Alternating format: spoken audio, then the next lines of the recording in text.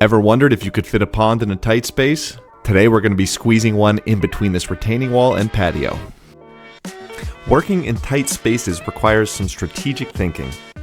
If we were to dig the entire pond first, we'd block the access for our excavator to be able to set our waterfall boulders. Our solution was to first dig a small portion of the pond so that we could set those first drop waterfall boulders. Then we had to roll our liner back so that we could get the excavator as close as possible. And this allowed us to set all the boulders for the waterfall before we dug the rest of the pond.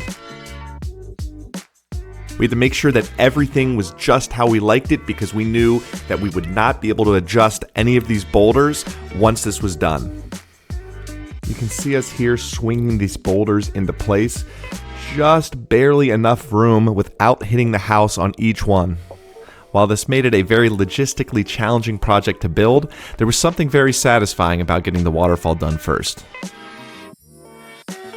We brought a few of our large boulders right up to this patio area because we wanted this to feel very immersive. We wanted you to feel like you were part of the pond and waterfall from this patio. Now, once we had the waterfall all buttoned up and all of our large boulders in place, it was time to fold the liner back and dig the rest of this pond. Because the homeowner was going to be adding some koi to this pond later, we decided to make the pond 3 feet deep.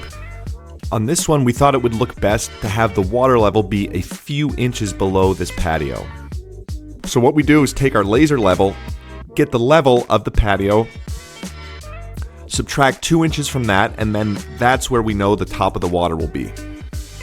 From there, we can subtract 3 feet from that so that we get our 3-foot depth at the bottom of the pond. This pond was excavated with a 1-foot shelf and then a 3-foot shelf. This stack slate wall you see here is 2 feet tall.